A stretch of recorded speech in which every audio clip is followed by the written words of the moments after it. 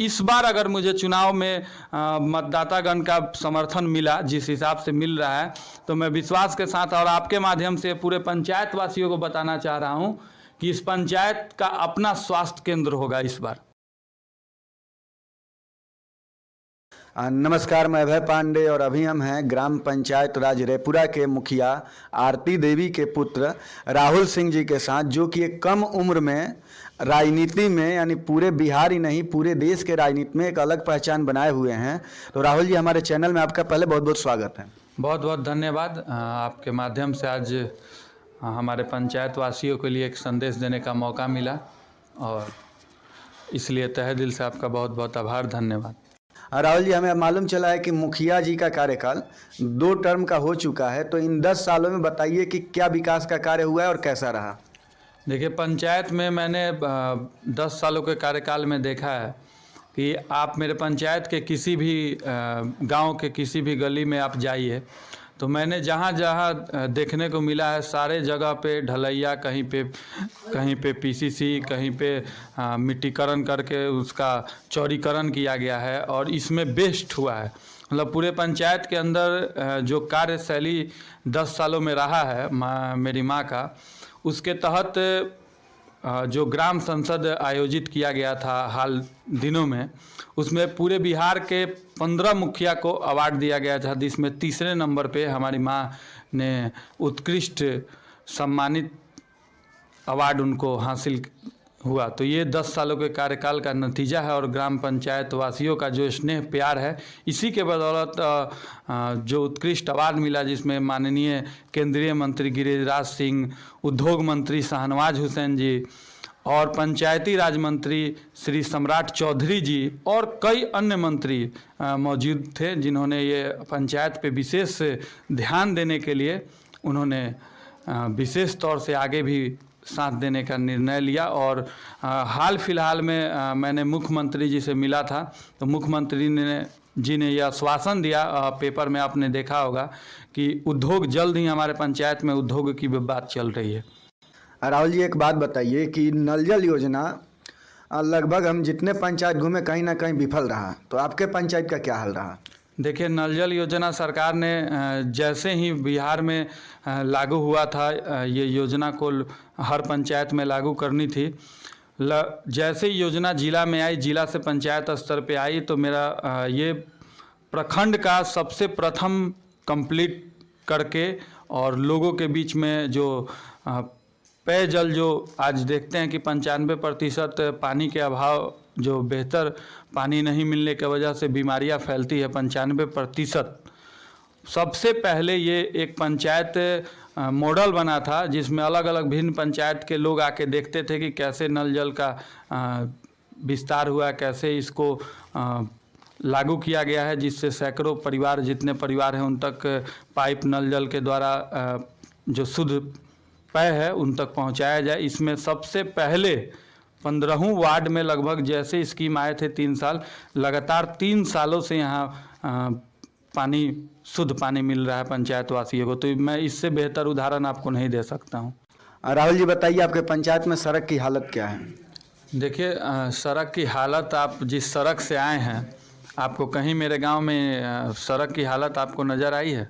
आप जिस सड़क से आए हैं, मैं आपसे ही जानना चाहता हूं कि जिस सड़क से आप आए होंगे, वो सड़क बिल्कुल कहीं ना कहीं सौंदर्यीकरण के साथ या तो पिच हुआ है, या तो ईटीकरण जो कार्य के तहत एक बेहतर रोड का निर्माण किया गया है। ये यहाँ इस गांव की बात मैं कर रहा हूँ। जहाँ सराय बक्स की बात की जाए, तो सराय बक्स में एक परिवार के लिए, जो गांव के अलग दिशा में रहती है, उनके लिए मिट्टीकरण कर, चौड़ीकरण कर उनके घर तक रोड का निर्माण किया गया है। उसके बाद एक टोला है, जिस टोला में पुल से सटे है और नदी के किनारे है, वहाँ पे लगभग 10 फीट गहरा था, जिसमें हमेशा बाढ़ के कारण उसमें प्रभाव पड़ता था, उसका निश्चित तौर से पूरा घर डूब जाता था और रोड से आवागमन ठप हो जाता था, लोगों का बाधित हो जाता था। उस रोड को 10 फीट हाइट करने के बाद एक पुलिया देने के साथ साथ ये चौड़ीकरण किया गया और जो ऊपर लेवल पे मुख्यमंत्री और विधायक कोष और संसदीय कोष के माध्यम से जो लंबा रास्ता होता है जो मुखिया के तहत नहीं आता है, उसको भी एक लंबे रोड को मुखिया जी द्वारा ही शिलान्यास किया गया। और आगे एक महरुआ में रोड जो जाती है, उस रोड में भी मिट्टीकरण कर और सोलिंग का काम किया गया। और एक दूसरे गांव में जो रोड को, जो हमारे पंचायत से दूसरे पंचायत को जोड़ने वाला एक चेवर है, उस चेवर में भी मिट्टीकरण कर और उसका चौड़ीकरण कर वहाँ पे भी रोड का निर्माण किया गया। और उसी गांव में जो मनरेगा के तहत छठ घाट का निर्माण किया गया है।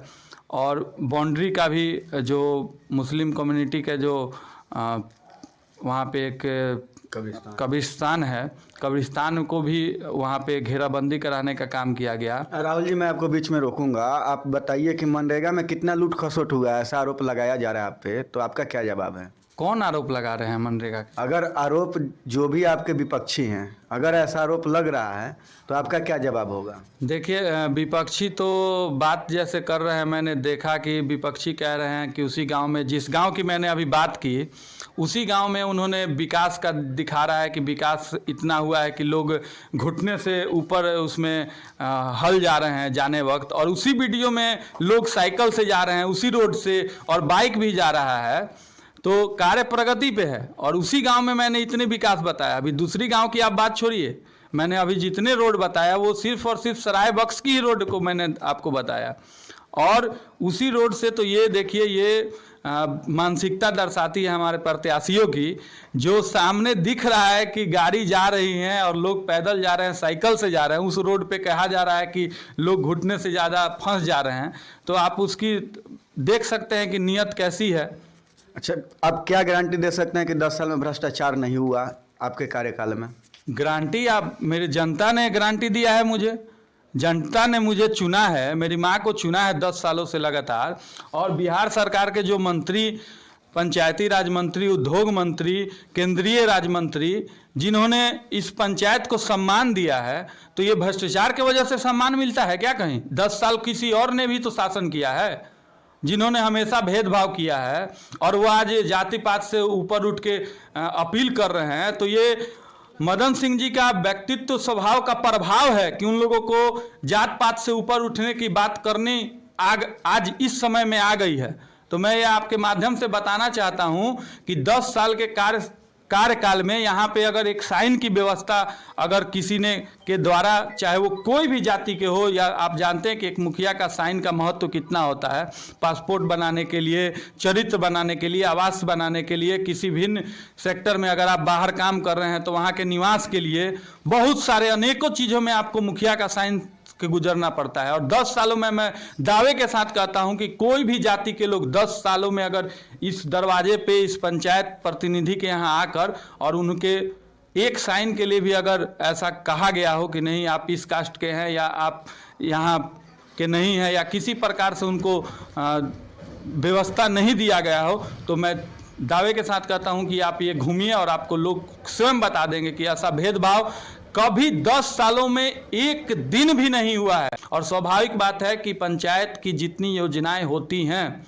उसी के तहत एक मुखिया का अधिकार होता है कि उतना ही वो सीमित दायरा होता है, उस सीमित दायरा को समझना पड़ेगा। और जनता को अगर इस बार मौका देती है तो मैं विश्वास दिलाता हूं कि इस बार इस पंचायत को पूरे बिहार ही नहीं, पूरे देश में एक मॉडल बनाने का मेरा प्रयास लगातार चल रहा है। और इसी माध्यम से मैंने अभी मुख्यमंत्री से भी मिला था, और इस पंचायत को लेके मुख्यमंत्री जी का विशेष ध्यान रहेगा। एक बात बताइए कि आपका कार्यकाल 10 साल का हो चुका है, तो एक मुखिया की जिम्मेवारी क्या क्या होती है, हम जानना चाहेंगे आपसे।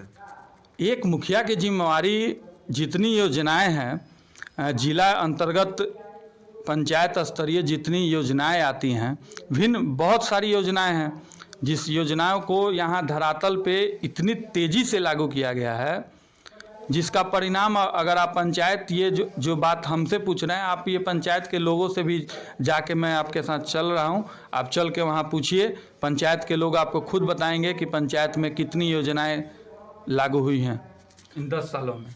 युवाओं के लिए संदेश कोई? पंचायत के युवाओं से मैं यही कहूँगा कि देखिए साथियों, पंचायत के विकास जो सर्वांगीण विकास होगा उसके लिए अहम भूमिका युवा के तरफ से रहेगा। और मैं अपने माध्यम से लगातार ऊपर में जितनी भी योजनाएं हैं, आप देखिए आज अगर जिला में किसी से अगर हमारे पंचायत को कोई समस्या आ जाए तो मैं डायरेक्ट किसी भी स्तर पे बात करने के लिए सक्षम हूँ, किसी भी स्तर पे। वैसे 5 कार्य बताइए जो आप आगामी कार्यकाल में करना चाहेंगे। देखिए, हाँ, सबसे बड़ी बात कि मैं इस बार अगर मुझे चुनाव में मतदातागण का समर्थन मिला, जिस हिसाब से मिल रहा है, तो मैं विश्वास के साथ और आपके माध्यम से पूरे पंचायत वासियों को बताना चाह रहा हूँ कि इस पंचायत का अपना स्वास्थ्य केंद्र होगा। इस बार अपना स्वास्थ्य केंद्र होगा। अगर पंचायत के लोगों को स्वास्थ्य से रिलेटेड अगर कोई समस्या आ रही हो तो अपना स्वास्थ्य केंद्र होगा, पंचायत का निजी स्वास्थ्य केंद्र होगा। ये सबसे पहली मेरी यही काम होगी। और दूसरा काम ये होगा कि जितने गली उली से रिलेटेड नाले का समस्या है और आवास से रिलेटेड जो काम है, उसमें जितनी योजनाएं हैं सबको तेज़ी से इस बार जो कार्य थोड़ा सा लापरवाही से अधिकारियों की डिले हुआ करती थी, वो काम इस बार बहुत तेज़ी से होने वाला है। ये विश्वास मैं दिलाता हूँ पंचायत वासियों को। आगामी भविष्य को कैसा देखते हैं? आगामी भविष्य को हम लोग अपने पंचायत के जितने भी तमाम जनता हैं, परिवार हैं, युवा हैं, महिला हैं और बुजुर्ग अभिभावक हैं, सबके भविष्य को देखते हुए हमारी जो पंचायत में अगले 5 साल की जो योजनाएं तैयार की गई है उसको जल्द लागू करेंगे और उसको तेज़ी से, उस सारी योजनाओं को इस बार बहुत ही ज़्यादा तेज़ी से उसको हम लोग समाज के बीच और पंचायत के बीच सारी योजनाओं को, चाहे रोड का हो, चाहे आवास का हो, चाहे कोई समस्या, कई दिनों से बहुत सारी समस्या होती हैं जिसका निदान नहीं हो पाता है, उन सारी चीज़ों को इस बार बेहतर तरीके से और कम समय में उसको निष्पादित किया जाएगा। एकदम चुनावी माहौल है तो लोगों के बीच जा रहे हैं आप, तो आपका क्या अनुभव है लोगों के बीच जाने का? क्या प्रतिक्रिया मिल रही है लोगों से? देखिए, ये बातों मैं आपसे फिर बताना चाहता हूँ कि ये बात अगर आप हमसे ना पूछ के जनता से हमारी पूछेंगे तो वो आपको बेहतर जवाब देंगे। आपका क्या अनुभव है? मेरा अनुभव स्पष्ट है कि जनता इस बार बिल्कुल पुनः रूप से चुन रही है, फिर से दोबारा मौका दे रही है। इस बार इसलिए देगी क्योंकि जनता को पूर्ण रूप से जनता के हर वर्ग के लोगों को विश्वास है। चलिए राहुल जी, समय देने के लिए बहुत बहुत धन्यवाद।